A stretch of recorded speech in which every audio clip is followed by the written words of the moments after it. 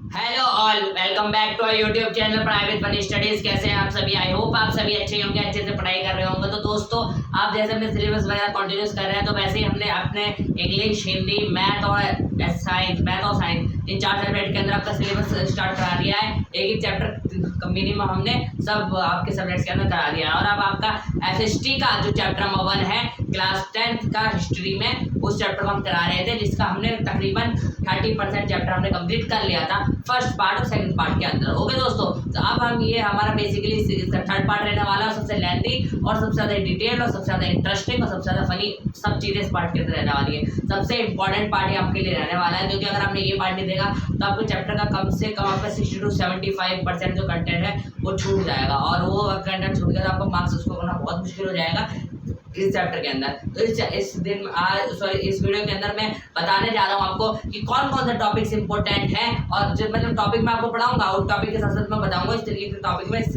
Topics के अंदर आपके कौन कौन से क्वेश्चन बनते हैं, सब चीजें आज की इस वीडियो के अंदर हम कवर करा रहे होंगे, जिससे कि आपको कोई भी दिक्कत ना आए। और इसके साथ हम बाद में इस चैप्टर के क्वेश्चन सेक्शन भी करेंगे इसी चैनल के ऊपर। तो चैनल को सब्सक्राइब करना मत भूलना और वीडियो को लाइक कर देना, क्योंकि आपको बताइए हम अच्छे अच्छे कंटेंट लाते रहते हैं। और नए हो तो सब्सक्राइब करना मत भूलना और अपने दोस्तों के साथ भी जितना हो सके शेयर कर देना। तो लेट्स स्टार्ट। तो दोस्तों, लास्ट पार्ट के अंदर थोड़ा रिवाइज कर लें। लास्ट पार्ट के अंदर मैंने आपको मिडिल क्लास के बारे में बताया था कि मिडिल क्लास क्या होती है, उदारवाद क्या होता है, इसके बारे में थोड़ा बताया था। ओके दोस्तों, तो इसके बारे में आपको थोड़ा पता होना चाहिए। वैसे नहीं पता तो कोई नहीं, मैं दोबारा आपको इसके अंदर आपको थोड़ा सा रिवीजन करा देता हूँ, एक की दोबारा से शुरुआत करा देता हूँ। ओके दोस्तों, तो काफी ज़्यादा इंपॉर्टेंट पार्ट रहने वाला है। ठीक है दोस्तों, तो शुरुआत कराने दो। मैं आप सोच रहे हो मेरे हाथ में मैं मोबाइल के अंदर क्या देख रहा हूँ, तो मोबाइल के अंदर नोट्स हैं। नोट्स आपको पता ही है हम कैसे बनाते हैं। और दोस्तों, आपने देखा नहीं साइंस के नोट देख लेना। अभी नोट्स इनकम्प्लीट है इसलिए मैं आपको शो नहीं कर रहा हूँ। ठीक है दोस्तों, तो नोट्स जैसे आपके कंप्लीट हो जाएंगे, जैसे आपके नोट्स कंप्लीट होते हैं वैसे मैं आपको प्रोवाइड करा दूंगा इसी चैनल के ऊपर। ओके दोस्तों, जैसे कि मैंने साइंस के चैप्टर नंबर 1 के आपको प्रोवाइड कर रहे थे, तो लास्ट पार्ट में हम लिबरलिज्म के बारे में या उदारवाद के बारे में पढ़ रहे थे। तो दोस्तों देखो, लिबरलिज्म, ठीक है। तो लिबरलिज्म या कह लीजिए उदारवाद, इन दोनों चीज के बारे में हम पढ़ रहे थे आपके लास्ट पार्ट के अंदर। ओके दोस्तों, उदारवाद इसके बारे में पढ़ रहे थे। अब देखो सीख समझ में आ रहा है इसके मतलब वर्ड के हिंदी मीनिंग उदारवाद यानी उदारता दिखाना, किसी चीज में उदारवाद होना, उदार ही होना, जो मतलब तुम उदार हो किसी चीज में, मतलब तुम निर्दयी हो। ओके दोस्तों, तो इस तरीके का मतलब है इसका। तो लिबरलिज्म अब ये लिबरलिज्म वर्ड है, ये आपका बना है एक लैटिन वर्ड से। एक लैटिन वर्ड है लिबर, क्या वर्ड है? लिबर। ओके दोस्तों, लैटिन वर्ड है लिबर, उससे मिलके बना है, जिसका मतलब होता है लिबर लैटिन शब्द, जिसका मतलब होता है आजाद। ओके दोस्तों, आजाद यानी फ्रीडम। ओके, तो इसका मतलब होता है आपका फ्रीडम बेसिकली। ठीक है, तो लिबर का मतलब होता है आपका फ्रीडम। ठीक है, तो इसीलिए ये लोग आजादी की ज्यादा डिमांड करते थे लिबरलिज्म में। ये 3 तरीके का आपके ग्रुप होते थे आपको 9th क्लास में। आई होप आपने पढ़ा हो इतना। तो रेडिकल्स यानी आपके रूढ़िवाद, और आपके लिबरल जो आपके ये होते थे, क्या कहते हैं, आपके उदारवाद। ठीक है, और एक तरीके का आपका और होता था ग्रुप। ओके, तो मेनली ये लोग रहते थे आपके।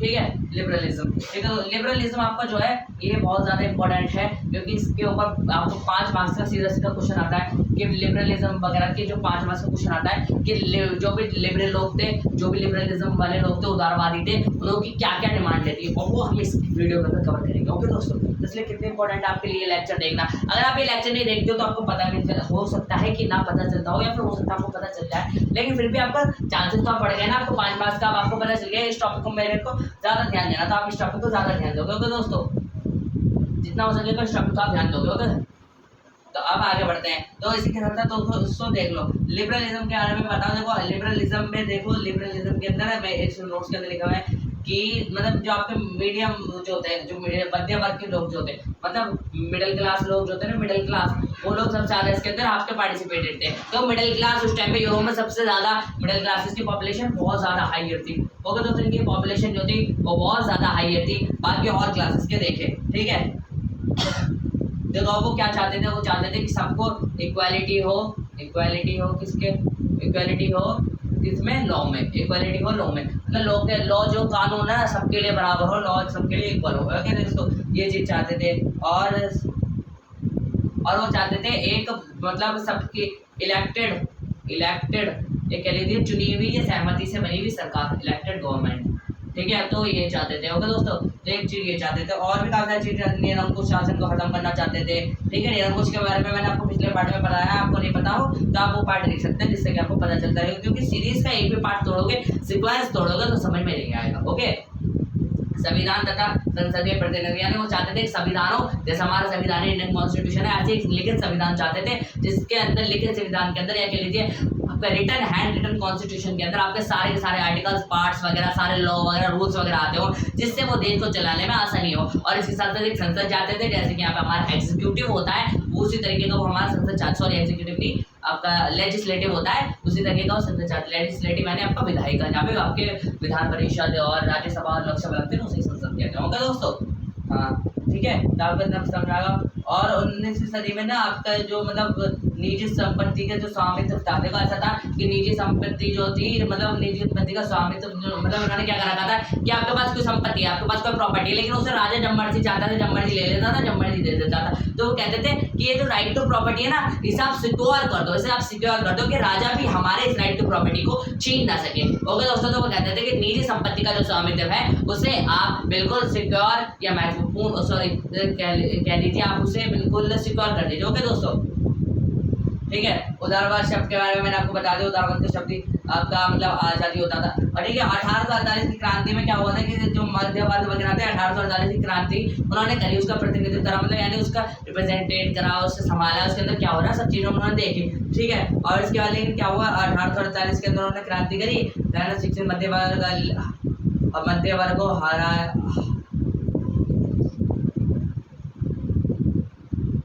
देखो अब क्या हुआ, देखो 1848 के अंदर उन्होंने क्रांति करी, अब इसी के साथ साथ उन्होंने संविधान लाने की कोशिश करी, लेकिन वो उन्होंने मतलब उन्होंने गरीब जनताओं का वोट से करा। क्या हुआ, जो गरीब के साथ तो उनकी पॉपुलेशन बहुत ज्यादा आई, जैसे इनकी पॉपुलेशन हाईयर तो थी, पर ये अमीर के देखे तो ना, जो अमीर है, अमीर के कंपेरिजन में, जो अमीर लोग थे उनके कंपेरिजन में इनकी पॉपुलेशन आई थी, पर इनके पास पावर भी क्या कहते हैं, अमीर के इक्वल थोड़े से कम कह लीजिए, मतलब अमीर से थोड़ी सी कम इनके पास पावर थी, ओके दोस्तों, ठीक है। कहने बराबर ये कह लीजिए थोड़ी सी कम इनके पास पावर थी, ठीक है। और इनसे कम थे आपके किसान वगैरह या मजदूर, ठीक है, जिनके पॉपुलेशन सबसे ज्यादा हाई थी, इनकी पॉपुलेशन जो थी वो सबसे ज्यादा हाई थी, बट इनके पास पावर जो थी वो सबसे ज्यादा लो थी, सबसे ज्यादा होती है, ओके दोस्तों। तो यही दिक्कत थी, इनके पास पावर सबसे कम थी, लेकिन इनकी पॉपुलेशन ज्यादा थी। इन्होंने इनका सपोर्ट करा मिडिल क्लास वालों का, जिससे कि वो अमीर वालों को भारी पड़ पाए, और वहां पे उन्होंने रूढ़िवाद को हरा के उदारवाद को आपके कह लीजिए स्थापित कर दिया, ओके दोस्तों, सिचुएटेड कर दिया, ओके। अब इनके आइडियोलॉजी के बारे में थोड़ा समझ लेते हैं, ठीक है। इनके आइडियोलॉजी यहाँ पे लिख देता हूँ मैं, आइडियोलॉजी यानी इनके विचार कैसे थे, ठीक है, इनके बारे में थोड़ा समझ लेते हैं। अब ये क्या चाहते थे, देखो इनके विचार तीन तरीके की आइडियोलॉजी थी, एक राजनीतिक, आर्थिक और एक सामाजिक, क्या कह लीजिए आप, एक पॉलिटिकल आइडियोलॉजी थी इनकी, ठीक है, एक पॉलिटिकल आइडियोलॉजी थी, पॉलिटिकल यानी राजनीतिक, इनका एक राजनीतिक आइडियोलॉजी थी, ठीक है। राजनीतिक आइडियोलॉजी में क्या क्या चाहते थे, ये चाहते थे कि व्यक्तिगत पर्सनल फ्रीडम हो, इंडिविजुअल फ्रीडम हो, ओके, सॉरी पर्सनल लिख दिया मैंने, ओके दोस्तों। सबको क्या चाहते थे, इंडिविजुअल फ्रीडम हो सबको, ओके दोस्तों, ये चाहते थे। तो नोट्स के अंदर आपको ये सब लिखा हुआ मिलेगा, मैं दो तीन चीजें बता देता हूँ आपको। और कानून के और मैंने बताया जैसे इक्वालिटी इक्वल टू लॉ चाहते थे, ठीक है। तो ये चीज मैं आपको बता देता हूँ, तो और एक आपका रिटर्न कॉन्स्टिट्यूशन, ये 3 पॉइंट मैंने इसके अंदर बता दिया, वैसे 5 पॉइंट समझाने में आपको आपके नोट्स के अंदर मिल जाएंगे, ओके।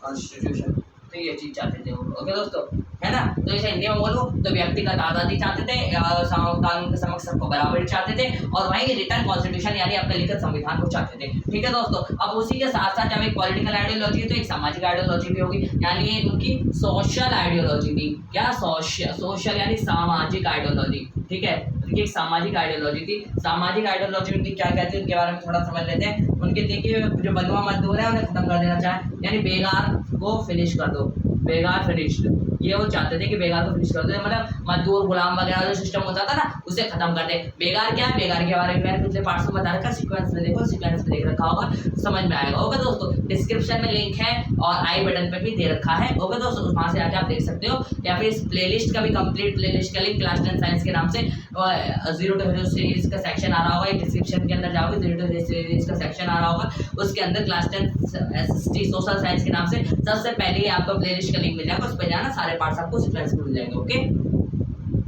ठीक है, तो दोस्तों इतनी बात आपको समझ में आ गई, इनकी समझने के लिए था। और जन्म से जो मतलब आपके एक्स्ट्रा राइट्स दे रखे थे ना, एक्स्ट्रा राइट्स, एक्स्ट्रा ऑर्डिनरी मतलब extra ordinary birth rights will be finished. Birth rights जो बर्थ राइट्स थे विल बी फिनिश्ड, वो फिनिश होने चाहिए थे, विल बी फिनिश्ड। तो उनका जो क्या कह रहे थे कि जैसे कि दोस्तों वो कह रहे थे कि एक तो बेकार खत्म कर देना चाहिए, ठीक है, बंधुआ मजदूरी वगैरह खत्म कर देना चाहिए, और इसी के साथ साथ जो आपके जन्म से आपने उन्हें अधिक अधिकार दे रखे हैं अमीर लोगों को, कुलीन वर्ग वालों को, तो उनको बिल्कुल खत्म कर दो, जिससे कि समाज के अंदर एक बराबर आ जाए, बराबर सोच आ जाए, बराबर आइडियोलॉजी आ जाए और सब समान हो जाए। जैसे कि इंडिया के अंदर एक कॉन्स्टिट्यूशन है, सब कोई अमीर हो कोई गरीब हो, जातिवादी से कोई लेना देना नहीं है, सबका ही एक इक्वल वोट है, सबको इक्वल राशन दे दिए सरकार और सबको इक्वल आपको ट्रीट कर दिया सरकार। कोई भी सरकार ये नहीं कहेगी अंबानी है तो इन्हें आगे वाली सीट पे बिठाओ, ये वो है तो इन्हें पीछे वाली सीट पे बिठाओगे दोस्तों। तो ये चीज हमारी सरकार बिल्कुल भी वो नहीं करती, हमारे कॉन्स्टिट्यूशन के अकॉर्डिंग। ओके दोस्तों, तो इसे यही वो चाहते थे, ठीक है। और एक आपका एक होती है आपकी आर्थिक, यानी कह लीजिए पैसों वाली, ठीक है, आर्थिक ये कह लीजिए इकोनॉमिक सोच जो थी, इनकी इकोनॉमिक आपके जो आइडियोलॉजी थी, आर्थिक या इकोनॉमिक आइडियोलॉजी के बारे में पढ़ते हैं। अब तो दोस्तों हम बात करते हैं कि आर्थिक इकोनॉमिक विचारधारा के बारे में, ठीक है दोस्तों। अब हम इनकी आर्थिक विचारधारा के बारे में बात करें तो इनमें पता है क्या था, देखो इनमें मतलब यूरोप के अंदर बिल्कुल बंधुआ मजदूरी टाइप का चल रहा था। देखो इन्होंने क्या कहा कि सबसे पहले हमें चाहिए भैया मार्केट में घूमने की फ्रीडम, मार्केट फ्रीडम, ठीक है। मार्केट फ्रीडम का मतलब क्या, बाजार की आज़ादी, ठीक है, बाजारी आज़ादी, यानी बाजार में जो है बिना किसी रोक टोक के घूम सके। पहले ऐसा नहीं होता था, यूरोप के अंदर बाजार में आप बिना किसी रोक टोक के नहीं घूम सकते थे, वहाँ पे आपको राजा वगैरह की मर्जी से घूमना पड़ता था, क्योंकि दोस्तों वहाँ पे मोनार्ची या कह लीजिए तानाशाह सिस्टम आपका डेवलप था। और फिर क्या आता है कि राज्यों में जो मतलब जैसे आसपास का राज्य है, ठीक है, अब इस राज्य में माल जा रहा है, ठीक है। अब देखिए ये मतलब कह लीजिए आया था जो मतलब स्टेट टू स्टेट आपका कोई माल जा रहा है ना, कोई आपका मटेरियल जा रहा है, कोई स्टेट टू स्टेट मटेरियल पे बैन जो लग रहे हैं, बैन विल बी रिमूव। अब कैसे बैन, जैसे टैक्सेस वगैरह एक्सेट्रा, ठीक, बैन विल बी रिमूव। अब देखो आयात निर्यात हो रहा है आपका राज्यों के अंदर, अगर आपका आयात निर्यात राज्यों के अंदर हो रहा है उस पर लगेगा जितने भी प्रतिबंध है या जितने भी शुल्क है उन सबको सरकार को हटा देना चाहिए। ये कुछ उनकी प्रमुख या कह लीजिए मेजर डिमांड्स थी आपके उदारवाद के सिस्टम के अंदर। तो उदारवाद का सिस्टम आई होप आपको समझ में आ गया होगा, ये काफी हद तक सिमिलर है हमारे इंडियन कॉन्स्टिट्यूशन की, एक मतलब जो नॉर्मल पीपल की जो डिमांड होती है उससे रिलेटेड, ठीक है, मिडिल क्लास की जो डिमांड होती है उससे रिलेटेड। बट ये एक आइडियोलॉजी है, ओके दोस्तों, ये एक आइडियोलॉजी है, ठीक है, खाली एक आइडियोलॉजी, ये बिल्कुल परफेक्ट नहीं हो सकती, क्योंकि कोई भी आइडियोलॉजी हर समाज के लिए आपके लिए परफेक्ट नहीं हो सकती, ठीक है दोस्तों। अब देखो इंडियन कॉन्स्टिट्यूशन है हमारा, पूरे वर्ल्ड को उसे मदर ऑफ डेमोक्रेसी कहा जाता है हमारे इंडियन कॉन्स्टिट्यूशन को, लेकिन उसमें भी कहीं ना कहीं थोड़ी बहुत कमी है, क्योंकि हर सिस्टम, देखो मैं ये कह रहा कॉन्स्टिट्यूशन गलत है, कॉन्स्टिट्यूशन को इस्तेमाल करना ढंग से नहीं आता लोगों को। जितनी भी गवर्नमेंट है ना हमारी, वो गवर्नमेंट जो भी हमारी गवर्नमेंट है, वो हमारी ये वाली गवर्नमेंट नहीं करा, जो अभी पर्टिकुलर गवर्नमेंट को नहीं करा, तो जो भी हमारी गवर्नमेंट आती है उसमें हल्का फुल्का कोई ना कोई, हर गवर्नमेंट के अंदर कोई ना कोई करप्शन होता है, चाहे वो आज की गवर्नमेंट की बात करो, चाहे आप 20 साल पहले की गवर्नमेंट की बात करो, ठीक है दोस्तों। उस और उसका कह लीजिए आपका संविधान जब स्टार्ट हुआ था तो उसमें भी संविधान से आज से लेकर बाद तक जैसे जैसे चेंजिंग होते रहते हैं ना, वैसे वैसे विचारधारा को चेंज होना होता है। जैसे कि आप देख लीजिए 2019 तक हमारे संविधान के अंदर तकरीबन 103 अमेंडमेंट्स हुई है, ठीक है, अमेंडमेंट्स मतलब चेंजिंग हमारे संविधान के अंदर, तो मतलब संविधान के अंदर जो था वो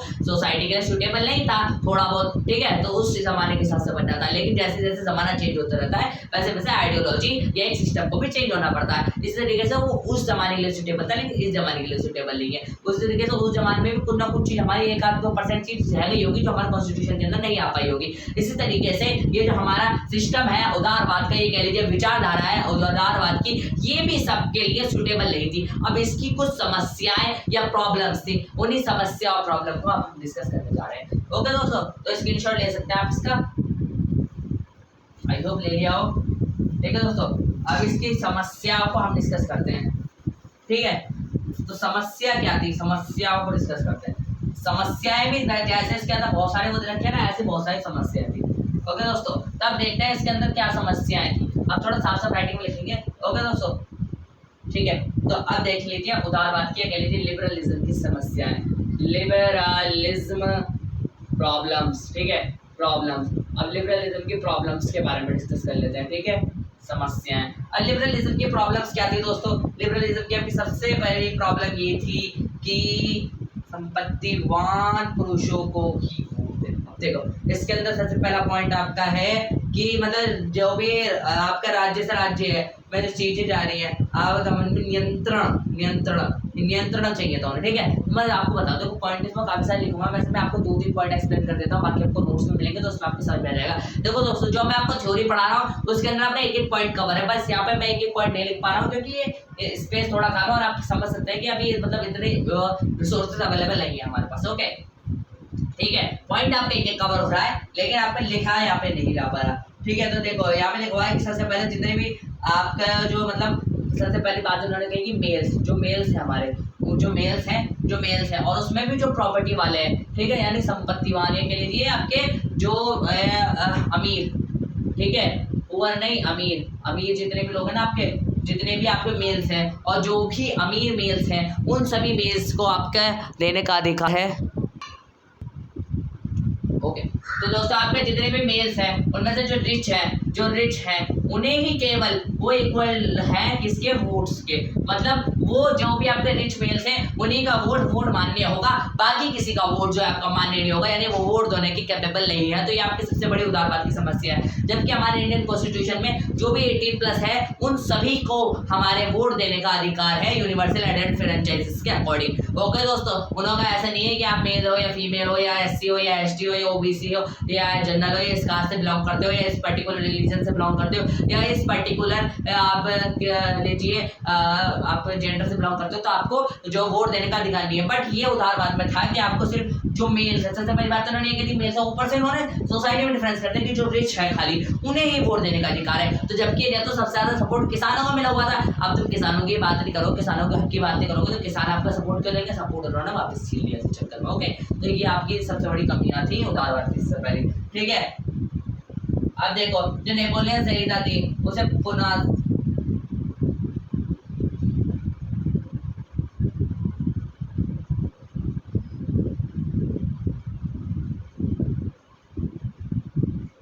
देखो अब क्या हुआ, देखो नेपोलियन संहिता थी जो आपकी नेपोलियन पार्टी का जो कोड था उसके अंदर आपका मताधिकार वापस आया, मतलब जो आपका वोटिंग राइट था उसे वापस कर दिया और उसने महिलाओं को आवश्यक दर्जा देते हुए यानी बड़ा दर्जा देते हुए उन्हें,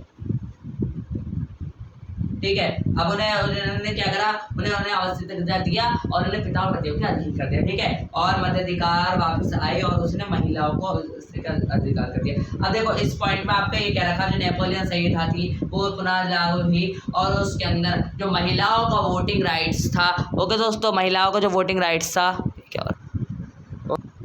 हाँ तो दोस्तों हम प्रॉब्लम्स क्या है बात कर रहे थे, वो दरअसल बैटरी की कोई प्रॉब्लम थी, इस वजह से हो गई, कोई नहीं। तो दोस्तों आगे बढ़ते हैं। तो दोस्तों हमने सबसे पहले आपके प्रॉब्लम्स के बारे में बता दिया था कि उन्होंने कहा था कि जो रिच मेल्स हैं दोनों को ही वोट देने का अधिकार है, यानी रिच मेल्स भी मतलब कैसे 18 वाले नहीं 21 ईयर्स वाले होने चाहिए, ऊपर से रिच होने चाहिए, तभी उनका वोट मान्य होगा, ओके दोस्तों, वरना उनका वोट मान्य नहीं होगा। और फिर इसका एक नेपोलियनिक कोड आया था, उस नेपोलियनिक कोड ने क्या कर दिया था, जितने भी हमारी महिलाएं थी उन सभी का स्टेटस को कम करके उन्हें मतलब उनके फादर हस्बैंड के हाथों छोड़ दिया था और उन्हें मतलब उन्हों का शोषण करा देते थे, ठीक है। तो इस तरीके से उन्होंने महिलाओं का वोटिंग राइट्स जो है उन्होंने छीन लिया था, ठीक है।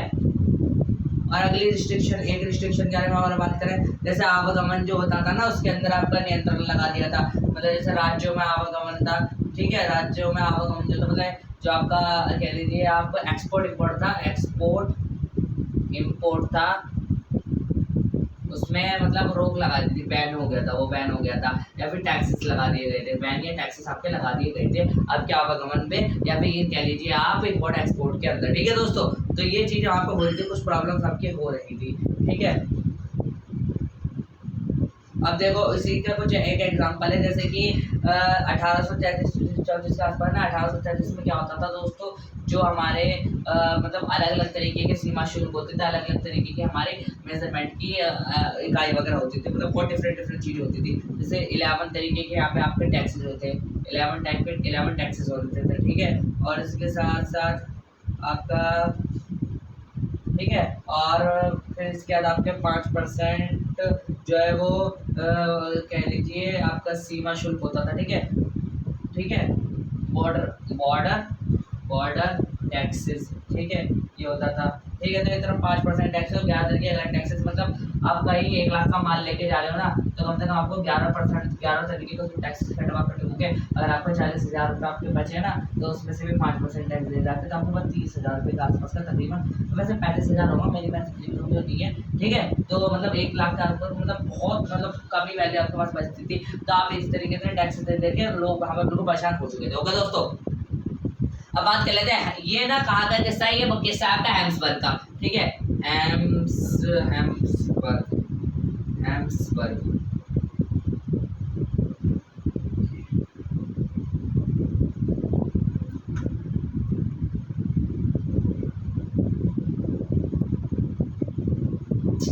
हैम्सबर्ग का किस्सा। फिर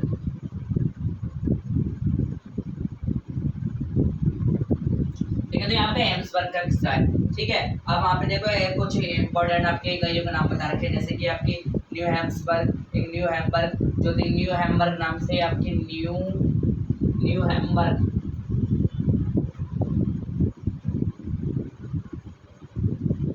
हैम्बर्ग, हैम्बर्ग वो भी न्यू, इस नाम से आपका एक मतलब मेजरमेंट का होता है कि उसमें क्या होता था, न्यू हैम्बर्ग के अंदर 1 मीटर जो कपड़ा होगा ना, वो 65.6 सेंटीमीटर के बराबर होगा, ठीक है। और आपका एक होता था आपका एल ए, एल इम्पोर्टेंट है, एल एल हिंदी में भी लिख देता हूँ, इंग्लिश में भी लिख देता हूँ, एल कपड़ा नापने की हुआ है, कपड़ा नापने का पैमाना है, ठीक है, एल, ठीक है।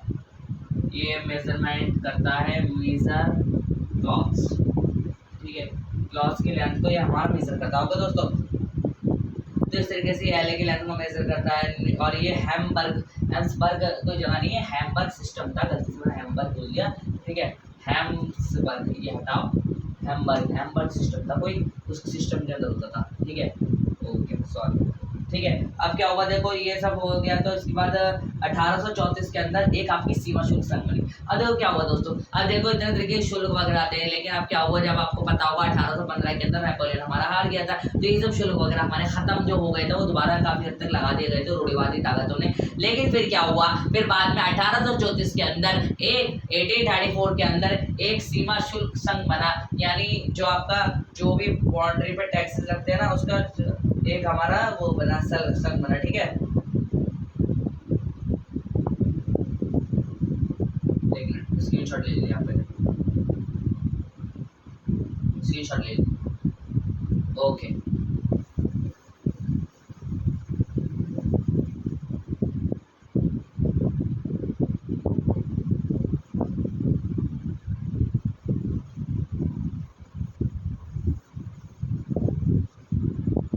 ठीक है दोस्तों,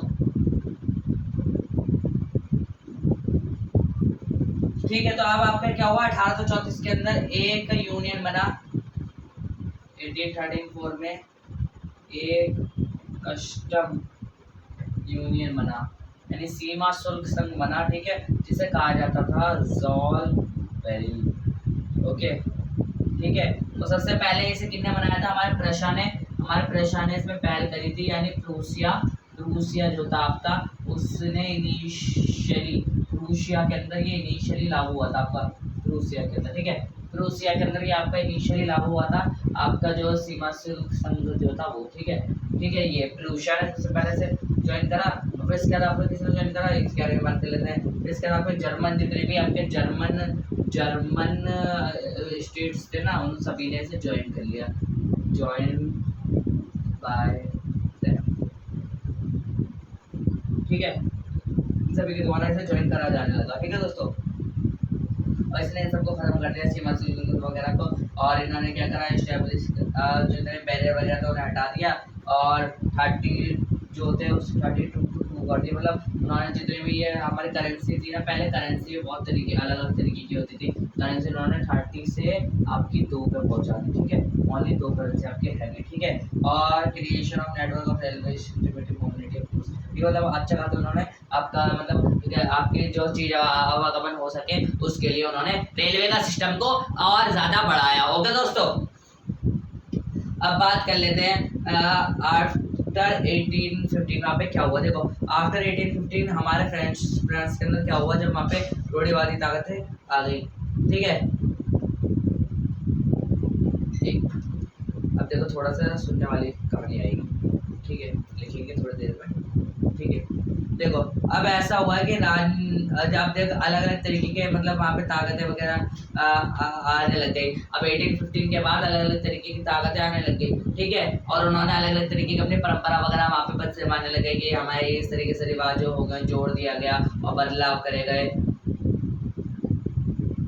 ठीक है। ब्रिटेन, और देखो अब इन्होंने किस किस ने हराया था इसके बारे में बताया जा रहा है। अब देखो इन्होंने किस किस ने हराया था, उसे उसका नाम है ब्रिटेन, आपका प्रशा और आपका रूस और आपका ऑस्ट्रिया, ठीक है, ऑस्ट्रिया ना कि ऑस्ट्रेलिया। अब इसे याद करने की ट्रिक है, बर्फ, बर्फ क्या, बर्फ, बर्फ एक इंग्लिश एक आपकी मिमोनिक है, बर्फ, ठीक है, बर्फ, मिमोनिक क्या होता है याद करने का तरीका। बर्फ से आप कैसे याद कर सकते हो, बी से ब्रिटेन, बी से ब्रिटेन, ए से ऑस्ट्रिया,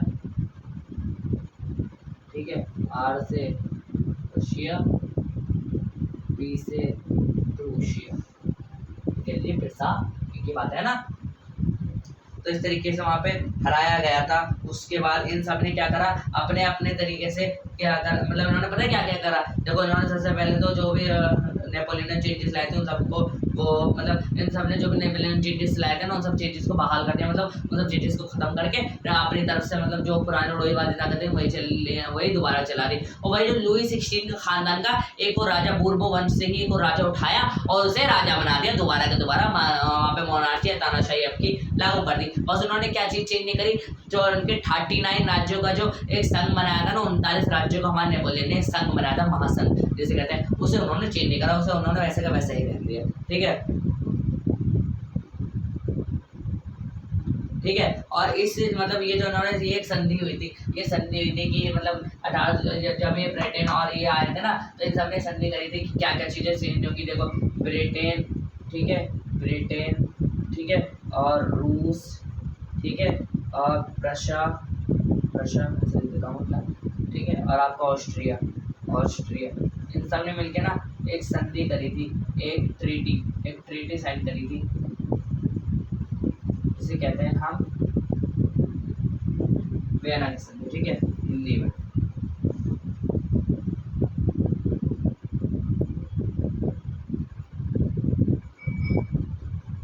ठीक है, वियना की संधि, हिंदी के अंदर कहते हैं वियना की संधि, और इंग्लिश में तो थोड़ा इंग्लिश वाला वर्जन हो गया वियना, वियना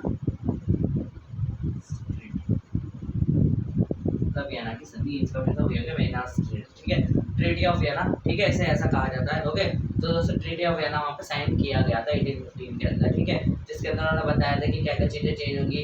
और उन्होंने क्या करा, देखो अब फ्रांस में अपनी ताकत देना बढ़ा पा तो उन्होंने क्या करा, फ्रांस के आसपास क्या करा, अपने मतलब अपने फ्रांस जो था ना, फ्रांस के आसपास उन्होंने छोटे छोटे राज्य बना दिए कि मतलब इस वाले शहर को थोड़ा सा राज्य और दे दिया, इस वाले शहर को ज़्यादा राज्य दे दिया, इस वाले दे मतलब ऑस्ट्रिया को कुछ राज्य दे दिया, रूस को पोलैंड वगैरह का हिस्सा मिला, इस तरीके से काफ़ी सारे हिस्से वगैरह वहाँ पे आसपास उन्होंने वहाँ पे मतलब अपने अपने राज्य स्थापित कर लिए, जिससे कि फ्रांस आगे चल के अपनी सीमा को ना बढ़ा पाए, ठीक है दोस्तों, ठीक है। और ये इसका मतलब हमारे जो ये हमारी मतलब ये जो पूरी की पूरी संधि हुई थी ना, ये वियना की संधि, ये हमारे ऑस्ट्रिया का जो चांसलर था, ऑस्ट्रिया मतलब ऑस्ट्रिया एक आपका इस टाइम पे आपका राज्य था, ठीक है, साम्राज्य था, ठीक है, तो उस ऑस्ट्रिया का चांसलर जो था उसका नाम था ड्यूक मेटरनिक। ये मतलब बहुत ही आगे आने वाला बंदा है, मतलब इस बंदे ने मतलब बहुत सारी बातें बोली, मेटरनिक, मेटरनिक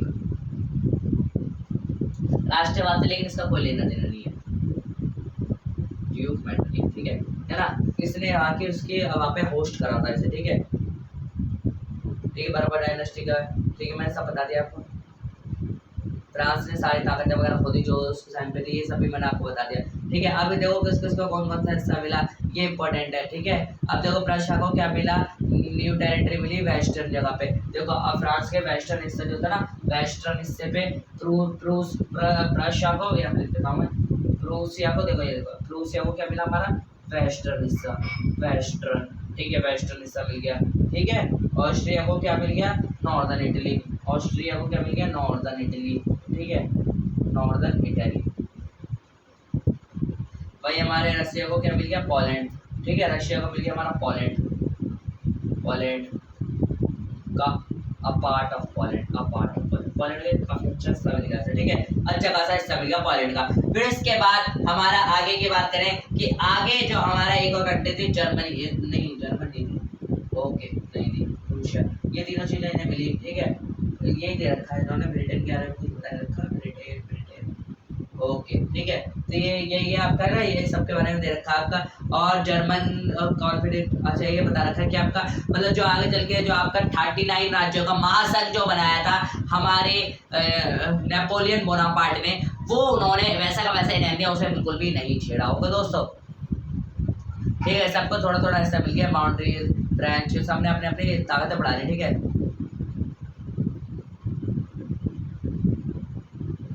ठीक है, सबने अपनी अपनी ताकतें बढ़ा ली।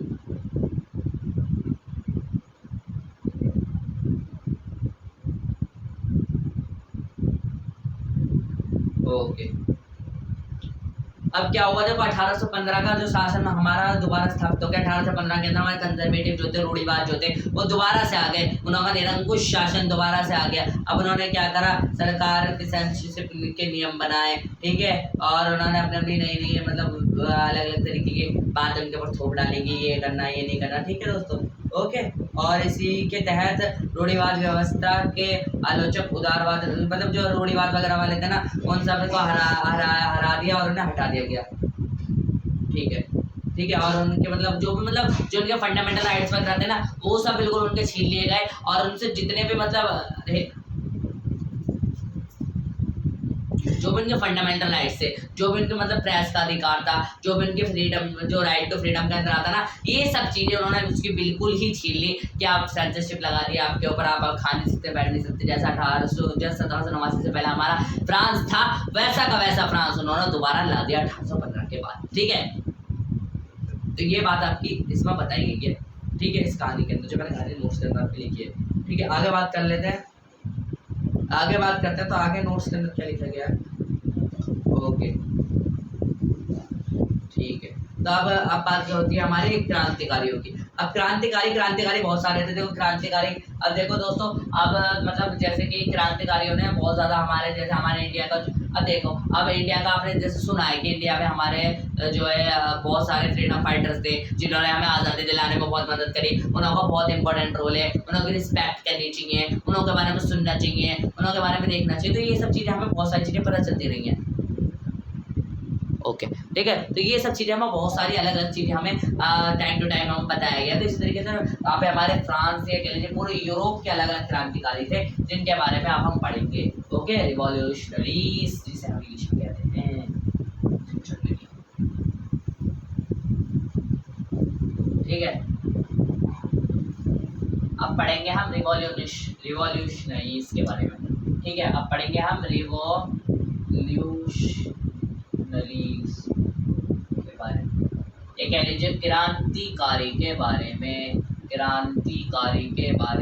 ठीक है, काफ़ी सारे इंपॉर्टेंट क्रांतिकारी हैं कि सुनना, और देखो अब यूरोप के अंदर काफ़ी सारे मतलब देख लीजिए, जैसे जैसे क्रांति बढ़ने लगी ना, वहाँ पे हमारे सीक्रेट यूनियंस बनना चालू हो गए, यानी गुप्त संगठन बने, ठीक है, गुप्त संगठन हमारे बनना चालू हो गए टाइम टू टाइम,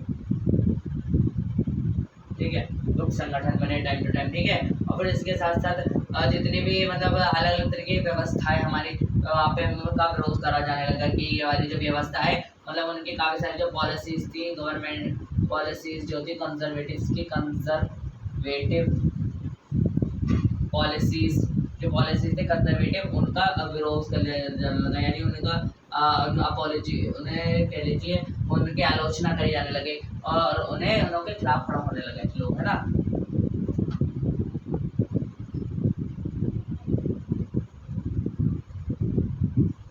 वो लोगों के द्वारा एक्सेप्ट नहीं किए जा रहे थे, ठीक है दोस्तों, और इसी के साथ साथ स्वतंत्रता के बारे में, है ना, डिमांड टू फ्रीडम की डिमांड करने लगे, डिमांड टू फ्रीडम, ऐसे काफ़ी सारे हमारे क्रांतिकारी थे जिनके बारे में हम पढ़ेंगे। अब देखो, अब इन सब में मतलब बहुत सारे अलग तरीके का हमारे क्रांतिकारी आएंगे, और उसमें क्या कॉमन चीज़ थी, कॉमन पॉइंट जो था ना इन सब का, वो ये था, कॉमन पॉइंट के बारे में हम बात करें कि ये चाहते थे कि जो हमारा यूरोप के हर एक कंट्री है वो एक नेशनल स्टेट के रूप में भरपूर है। नेशनल स्टेट यानी राष्ट्र राज्य, इसके मैंने पार्ट के अंदर अच्छे से बता रखा है, ठीक है। अब दोबारा फिर क्वेश्चन नहीं करूंगा, नेशनल स्टेट का मतलब जाना, तो पिछले पार्ट में जाओ, ओके। और सबसे पहले क्रांतिकारी का नाम आता है हमारा जूसेपे मैज़िनी, ठीक है। जूसेपे मैज़िनी का नाम आता है हमारा, ओके, जूसेपे मैज़िनी का नाम आता है, ओके दोस्तों। जूसेपे मैज़िनी के बारे में बात कर लेते हैं, ठीक है दोस्तों। तो जूसेपे मैज़िनी के बारे में बात करते हैं। जूसेपे मैज़िनी हमारे अगले बहुत इंपॉर्टेंट हमारे जो सबसे पहले कह लीजिए यहाँ पे जूसेपे मैज़िनी, ठीक है। ये जो थे हमारे बहुत बड़े क्रांतिकारी थे, जूसेपे मैज़िनी। इनका जन्म 1807 में हुआ था। कहाँ हुआ था? जिनोवा में हुआ था, ठीक है, जिनोवा में हुआ था। और ये एक कार्बोनारी ग्रुप के मेंबर थे, कार्बोनारी ग्रुप के मेंबर, ठीक है, उनके मेंबर थे, ठीक है। और इन्हें क्या करा गया 24 साल की उम्र में, यानी 1831 में, 1831 के अंदर इन्हें देश निशाला दी है, ठीक है। एग्जाइल कर दिया 1831 में, ये एग्जाइल हो गए ना, ठीक है, इटली से, फ्रॉम इटली, ठीक है, फ्रॉम इटली 1831 में हमारे एग्जाइल हो गए होगा दोस्तों। और क्यों पता है क्यों हटाया था? क्योंकि वहाँ पे क्रांति कर रहे थे, इसलिए ना वहाँ से भगा दी, तब निकलो यहाँ से, दिल्ली से निकाल दिया, ठीक है।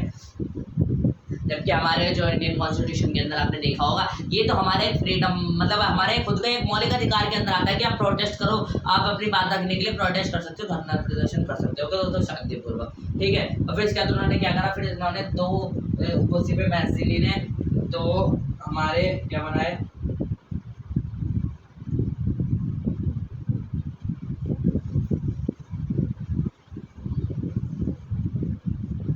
इन्होंने सोचा सीधे तरीके से काम नहीं चलेगा, कुछ गुप्त संगठन बनाना पड़ेगा तभी कुछ हो सकता है। इन्होंने एक बनाया यंग इटली, ठीक है, और एक बनाया यंग यूरोप,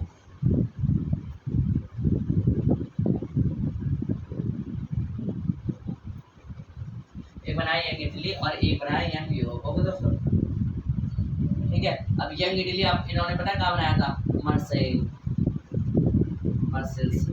ठीक है, मार्सेल्स के अंदर बनाया था, ठीक है।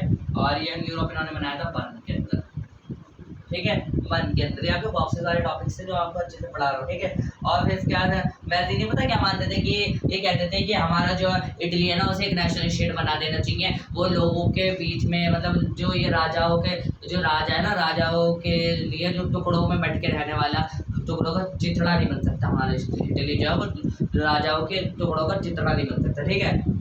और मैटरनिक जो होता है ना, मैटरनिक वो कहता था ये जो है ये बंदा जो है ये सबसे बड़ा दुश्मन है हमारे Europe, in order to enemy of social order का सबसे बड़ा ही हमारा एनिमी है, यानी जो हमारे रूढ़िवाद की ताकतें थी ना उनका ही सबसे खतरनाक दुश्मन उन्होंने बताया, ठीक है, जो वहाँ की सामाजिक व्यवस्था चल रही थी उसकी, ठीक है। अब रिवॉल्यूशनरीज के बारे में बात करेंगे। रिवॉल्यूशनरीज कब से कब तक रहे? तो हमारे रिवॉल्यूशनरीज की एज जो थी उनकी थी 1830 से लेके 1840 के बीच में, 48 के बीच में सबसे ज़्यादा हमारे रिवॉल्यूशनरी देखने को मिलते हैं। वो क्या चाहते थे? नेशनलिज्म फैलाते थे, नेशनलिज्म, ठीक है। और फिर इसका क्या फैलाते थे? लिबरलिज्म को फैलाते थे, नेशनलिज्म को फैलाते थे, है ना। और इसके बाद वो मैनी रिवॉल्यूशंस उन्होंने करे। फिर इसके बाद क्या हुआ? उन्होंने Europe, sir Germany, province of Ottoman empire, मतलब बहुत सारे एम्पायर थे। जैसे ऑटोमन एम्पायर था उसके अंदर जो भी हमारे इटली का हिस्सा आता था, बहुत सारे मतलब जगहों का ऑटोमन एम्पायर काफ़ी बड़ा, आपका पता होगा कि आपको पता होगा एक मुस्लिम एम्पायर था जिसके अंदर काफ़ी सारे आपके यूरोप के हिस्सा आता था, जिसके अंदर से उन्होंने उस सारे यूरोप के हिस्से को आज़ाद करवाया था, फ्रीडम दिलवाई थी, मोनार्ची सिस्टम को वहाँ पे खत्म करा दिया होगा दोस्तों। फिर इसके बाद उन्होंने क्या करा? फिर इसके बाद इन्होंने अपने नेशनल स्टेट बनाया काफ़ी सारे हमारे यूरोप के कंट्रीज, ओके। अब देखो दो मैन आपकी क्रांति बताई जाती है, कह लीजिए आपकी दो मैन आपकी रिवॉल्यूशन बताई जाती है। सबसे पहले एक थी जुलाई क्रांति, ठीक है, जुलाई रिवॉल्यूशन, जुलाई रिवॉल्यूशन, सबसे पहले आपकी होती है जुलाई रिवॉल्यूशन, जो आपकी हुई थी 1830 के अंदर। ठीक है, ठीक है। अब क्या होता है, उदारवादी लोग जो होते हैं वो बुर्बो राजा को उखाड़ फेंकते हैं। 1830 के अंदर क्या करते हैं, वो जो बुर्बो वंश का राजा होता है ना, बुर्बो वंश का जो मैंने आपको बताया था, जो 1815 के अंदर वापस आ गया था, बुर्बो किंग को डिफीट कर देते हैं। क्या कर देते हैं, डिफीट, हटा देते हैं, चल निकल। ठीक है, और इसके बाद क्या करते हैं, एक कॉन्स्टिट्यूशनल मोनार्ची लाते हैं, Louis Philippe at its head. अब क्या होता है, देखो एक कॉन्स्टिट्यूशनल मोनार्ची लाते हैं। अब वो क्या करते हैं दोस्तों, एक मोनार्ची सिस्टम लाते हैं जिसके अंदर कॉन्स्टिट्यूशनल मोनार्ची। अब देखो कॉन्स्टिट्यूशनल मोनार्ची थोड़ा सा समझना वर्ड है, मतलब संवैधानिक तानाशाही, मतलब जिसके अंदर एक लिखित संविधान भी होगा और एक राजा भी होगा। लेकिन जो राजा होगा ना, वो अपने मतलब निरंकुशवाद नहीं फैला सकता। जो राजा है उसे संविधान के अकॉर्डिंग रखना होगा, चलना होगा। ओके, तो कॉन्स्टिट्यूशनल मोनार्ची को लाते हैं। ठीक है, कॉन्स्टिट्यूशनल मोनार्ची, कॉन्स्टिट्यूशनल मोनार्ची, ठीक है, इंपॉर्टेंट वर्ड है, याद रखना। एक कॉन्स्टिट्यूशनल मोनार्ची को लाते हैं और इसके हेड कौन होते हैं, लुइस फिलिप। ठीक है, लुइस फिलिप इसके हेड होते हैं। ठीक है, ठीक है। और मैटरनिक कहते हैं कि जब फ्रांस जीता, अब ये पता है क्रांति कहाँ हुई थी, हमारी हुई थी जुलाई क्रांति हमारी होती है फ्रांस के अंदर, क्योंकि 1815 के अंदर हमारा फ्रांस के अंदर ही तो बुर्बो वंश का राजा आया था, तो ये क्रांति भी फ्रांस के अंदर हुई थी, जहाँ बुर्बो वंश के राजा को फाड़ के फेंका गया उदारवादी ताकतों के द्वारा, लिबरल पावर्स के द्वारा। ओके दोस्तों, तो ये हमारा पता है इसमें ड्यूक मैटरनिक क्या कहता है, जब फ्रांस जीतता है तो पूरे यूरोप को सर्दी जुकाम लग जाता है। अब इसका मतलब ये नहीं है कि फ्रांस बीमार हो चुका है, फ्रांस में तो सर्दी जुकाम की बीमारी अब फैल चुकी है। इसका मतलब ये है, इस स्टेटमेंट का मतलब कि अब फ्रांस के अंदर क्रांति हुई है तो पूरे यूरोप के अंदर क्रांति आपकी छिड़ जाएगी। ओके दोस्तों, तो ये वो कहना चाहते हैं। अभी जो हमारी होती है ना, ये जुलाई रिवॉल्यूशन जो होती है, ये इसकी जो चिंगारी आपकी दिखती है कहाँ दिखती है, ब्रुसेल्स में, बेल्जियम के अंदर और यूके में दिखती है और नेदरलैंड्स के अंदर दिखती है। ऐसे काफ़ी सारी जगह, जैसा वो कहता है ड्यूक मैटरनिक वैसा होता भी है, यूके में और भी कई जगह आपकी क्रांति वगैरह दिखाई जाती हैं, क्रांति की झलकें दिखती हैं आपकी। ओके दोस्तों, तो ये जो कहता है ये स्टेटमेंट आप उसके काफ़ी हद तक बिल्कुल प्रूफ हो जाती है। ओके दोस्तों, फिर इसके बाद एक और आपकी जो है क्रांति होती है, मेन क्रांति जिसे कहते हैं ग्रीक रेवोल्यूशन, या कह लीजिए यूनान की क्रांति। ठीक है, ओके, स्क्रीनशॉट। ओके दोस्तों, ठीक है, तो आपकी एक और क्रांति होती है जिसे कहते हैं हम ग्रीक रेवोल्यूशन। तो उस ग्रीक रेवोल्यूशन के बारे में थोड़ा सा पढ़ते हैं। ग्रीक रेवोल्यूशन कौन सी क्रांति होती है, कौन सी नहीं होती। देखो ग्रीक रेवोल्यूशन जो होती है आपकी, ये ग्रीक यानी आपका ग्रीक रेवोल्यूशन यानी आपकी यूनान की क्रांति, रिवॉल्यूशन। ठीक है, यूनानी क्रांति। ठीक है, यूनानी क्रांति। अब इस यूनानी क्रांति के बारे में थोड़ा सा पढ़ लेते हैं। तो यूनानी क्रांति जो होती है ना आपकी, ओके, तो ये जो यूनानी क्रांति होती है ये आपकी होती है पार्ट, ये होती है मतलब जो यूनान होता है ये आपका पार्ट होता है ओटोमन एम्पायर का। सारी कहानी यहाँ से शुरू होती है, ओटोमन एम्पायर का पार्ट होता है। ठीक है, ओटोमन एम्पायर जो होता है उसका ये पार्ट होता है कब तक, 15th सेंचुरी तक, टिल 15th सेंचुरी। ठीक है, टिल 15th सेंचुरी तक। ठीक है, टिल 15th सेंचुरी तक ये आपका ओटोमन एम्पायर का पार्ट होता है। हमारा जो ग्रीस होता है, ये कह लीजिए हमारा यूनान जो होता है। ओके दोस्तों, ठीक है, ठीक है। फिर इसके बाद क्या था, वहाँ पे स्ट्रगल की जाती है इंडिपेंडेंस के लिए। इंडिपेंडेंस के लिए वहाँ पे स्ट्रगल होती है 1821 में, ये स्ट्रगल बिगिन होती है। एंड पोइट्स एंड आर्टिस्ट, मतलब वहाँ पे बहुत सारे जो पोइट्स और आर्टिस्ट होते हैं ना, वो कहते हैं कि अपने देश से आप प्रेम करते हो तो आज़ादी के लिए लड़ो, और वो काफ़ी सारे मतलब रोमानी बात फैलाते हैं, रोमांटिसिज्म फैलाते हैं, यानी वो बोलते हैं कि रोमान के लिए लड़ो, आप रोमानी क्रांति करो, रोमानी क्रांति के नाम से भी जान जाती है। ठीक है, ओके दोस्तों, एक कल्चरल मूवमेंट कह लीजिए आप। ठीक है ना, जो उसमें वो कहते हैं प्यार से पोइटों की भाषा में उसे समझा रहे हैं, शेर शायरी वगैरह से सारे में फैला देते हैं। फिर इसके बाद क्या होता है, एक लॉर्ड बायरन ऑर्गेनाइजेशन, देखो एक लॉर्ड बायरन होता है, वो एक क्या करता है, और वॉर को मतलब क्या करता है, मतलब वो एक कमेटी इकट्ठी कर लेता है, ये क्या कहेगा 1824 तक। लेकिन फिर वो कमेटी इकट्ठी तो कर लेता है, मतलब लोगों का वो इकट्ठा तो कर लेता है, लेकिन वो खुद मर जाता है 1824 में। लेकिन फाइनली क्या होता है, जो एक ट्रीटी ऑफ कॉन्स्टेंटिनोपल होती है, the treaty of Constantinople, the treaty of Constantinople,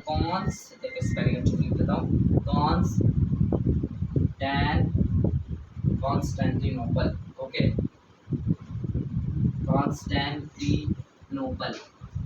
ठीक है, कॉन्स्टेंटिनोपल कुस्तुनतुनिया की जो संधि होती है, ये संधि आपकी होती है। उसके बाद हमारा जो है ग्रीक जो है ऑटोमन एम्पायर का हिस्सा नहीं रहता, ठीक है, और ग्रीक इंडिपेंडेंट राज्य बन जाता। कब बन जाता हमारा 1832 में ये हमारा इंडिपेंडेंट हो जाता है, इंडिपेंडेंट हो जाता है, ठीक है दोस्तों।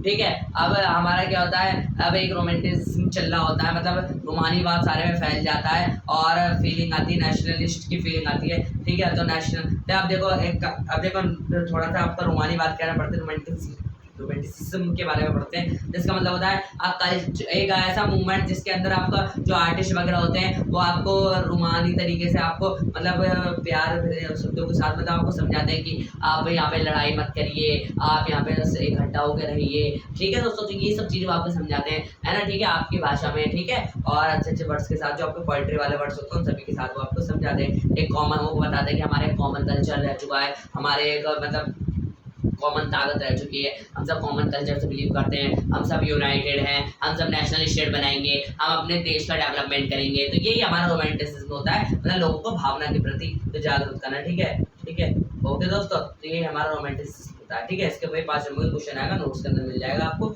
जब क्वेश्चन करेंगे ना बहुत अच्छे से पढ़ेंगे, ठीक है। एक जर्मन फिलोसोफर के बारे में बता रखा है जिसका नाम होता है जोहन गॉटफ्राइड, ठीक है, जो कहता है कि जो जर्मन कल्चर था ना वो डिस्कवर होता है, वो मतलब आपके मतलब कुछ आपके विचारों को फैलाता है। वो कहता है कि हमारे जो नागरिक हैं और वोटर्स हैं ये जैसे विचारों को हमारा फैलाता है। वो कहता है कि ये जो हमारे विचार हैं बहुत ज़्यादा इम्पोर्टेंट है, आम लोग और राष्ट्र, इन दोनों योहान गॉटफ्राइड, ठीक है। तो इस वाले विचार को फैलाता है, कहता है कि जो हमारे आम लोग हैं ना वॉकगाइस्ट, ठीक है, आपसे पूछा जा सकता है 1 नंबर में वॉकगाइस्ट का मतलब क्या होता है, तो आपका वॉकगाइस्ट का मतलब मैं यहाँ पर लिख देता हूँ, राष्ट्र कह लीजिए, नेशन कह लीजिए, एक ही बात है, नेशन, ठीक है। और आपका एक है आपका डार्सवॉक, तो डार्सवॉक का मतलब होता है आपका आम लोग यानी नॉर्मल पीपल्स, ठीक है। तो ये इन दोनों वर्ड्स को फैलाता है, ठीक है। और फिर इसके बाद क्या होता है, रूस, ब्रिटिश, ऑस्ट्रेलिया जैसी बड़ी शक्तियाँ जो हैं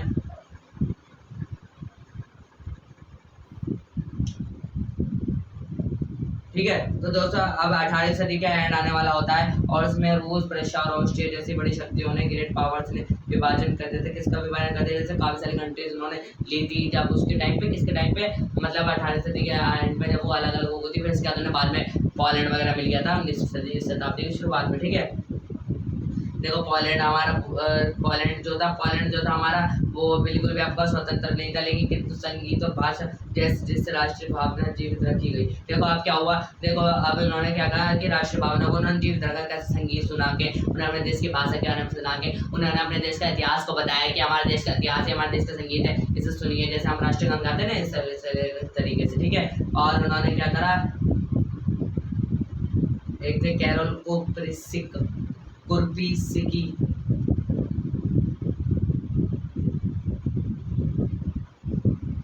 देखो एक था हमारे कैरोल कुर्पिसिकी, क्रांतिकारी थे कैरोल कुर्पिसिकी, जिसका नाम मैं यहाँ पे लिख देता हूँ,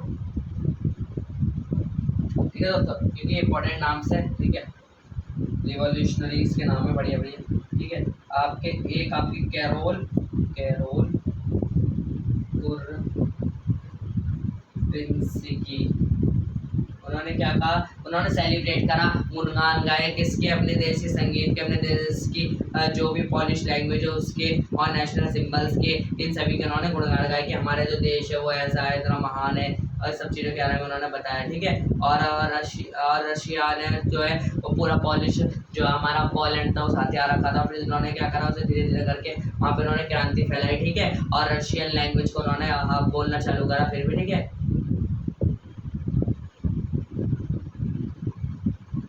अब क्या हुआ, देखो 1831 के अंदर एक क्रांति, आपकी बड़ी क्रांति आई। अब 1831 के अंदर उन्होंने एक विद्रोह छेड़ा कि चलो अब हम लड़ने चलते हैं, लेकिन उसे कुचल दिया गया, ठीक है, उसे मतलब हटा दिया गया,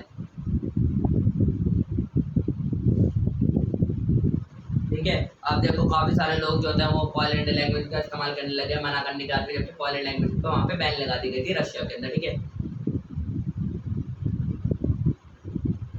देखो अब बहुत सारे लोगों को जेल डाल दिया गया इसी चक्कर में, और सेंट टू साइबेरिया की जेल में उन्हें भेज दिया गया, ठीक है। अब क्या हुआ दोस्तों, अब देखो अब शुरू होती है हमारी भूख और परेशानी वाला किस्सा, ठीक है। भूख, परेशानी और रिवॉल्ट, ये अलग से शुरू होता है। उसके बाद आपका काफी सारा चैप्टर अभी भी बचा है, ठीक है दोस्तों। तो देखते हैं वीडियो की लेंथ, ठीक है दोस्तों। तो अब आपके बात करते हैं अगला टॉपिक है भूख, कठिनाई और जंग विद्रोह। अब देखो क्या हुआ दोस्तों, 1830 के दशक के अंदर क्या हुआ कि काफी सारे जो है भूख की कठिनाई आने लगी। अब ऐसा क्या हुआ क्योंकि 19वीं सदी में ना, और 19वीं सदी के अंदर क्या हुआ कि जनसंख्या की बहुत ज्यादा वृद्धि होने लगी, और इसी के साथ साथ जो लोग थे ना वो अर्बन एरिया से लेकर रूरल एरिया से लेकर अर्बन एरियाज के अंदर शिफ्ट हो रहे थे नौकरी की तलाश में।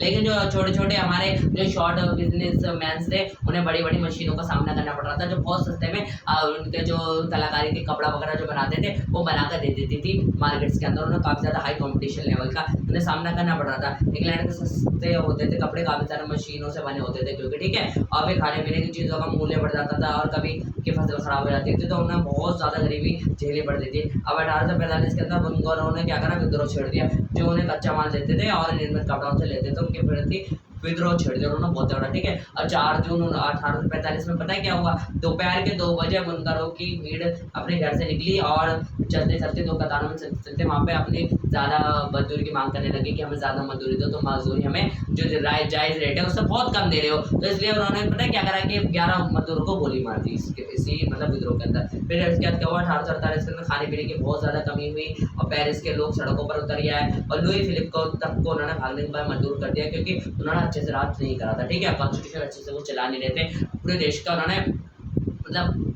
काम तमाम कर रखा था उस टाइम, ठीक है। इसके बाद कुछ बदलाव आए, ठीक है। इसके बाद क्या बदलाव आए देखो, अब इसके बाद बदलाव आए 21 वर्ष से जितने भी ऊंचे थे। पहले क्या था कि अमीर जितने भी मेल थे उन्हें वोट देने का अधिकार था, लेकिन अब जितने भी मेल थे जो 21 वर्ष के हैं उन सभी को वोट देने का अधिकार था और काम के अधिकार की गारंटी वहाँ पे दे दी गई। अब बात आती है कि उदारवादी की क्रांति। अब 1848 में जब बेरोजगारी और भुखमरी से ग्रस्त किसान मजदूर विद्रोह कर रहे थे ना, तो वो तब क्या हुआ कि मतलब बहुत ज्यादा मतलब मध्य वर्ग का मतलब मध्य वर्ग बहुत ज्यादा पढ़े लिखे थे, ठीक है। अब वहाँ पे अलग अलग तरह की क्रांति होती थी। वो कहते राष्ट्र राज्य बनाओ, है ना, और वो कहते संविधान लगाओ, प्रेस की स्वतंत्रता दो और संसद सदस्यता दो, जो मैंने आपको पीछे बताई थी, है ना, ठीक है। और जर्मन इलाकों में बड़ी संख्याओं में संघर्ष छिड़ा पड़ा था, ठीक है। तो काफी सारी संख्या में आपका संघर्ष छिड़ा पड़ा था, ओके दोस्तों। तो दोस्तों जो आपका नेक्स्ट टॉपिक है उसे नेक्स्ट पार्ट में करते हैं, बिकॉज मेरे फोन की बैटरी बिल्कुल डेड हो चुकी है, जिसके अंदर नोट्स थे और ये जो जिस फोन से मैं वीडियो रिकॉर्डिंग कर रहा हूँ उसके पे बैटरी डेड होने जा रही है, ओके।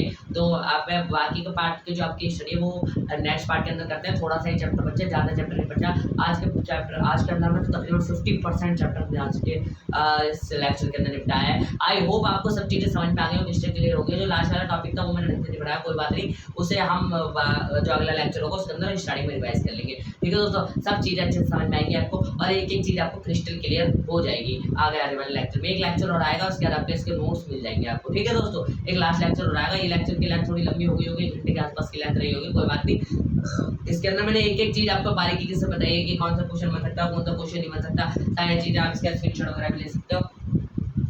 आई हो आपको सब चीज़ समझ में आई हो, और कोई भी दिक्कत हो तो कमेंट सेक्शन में बोल लेना, और वीडियो अच्छी लगे तो वीडियो को लाइक कर देना, और मिलता हूँ आपसे नेक्स्ट वीडियो में। जब तक के लिए जय हिंद, जय भारत।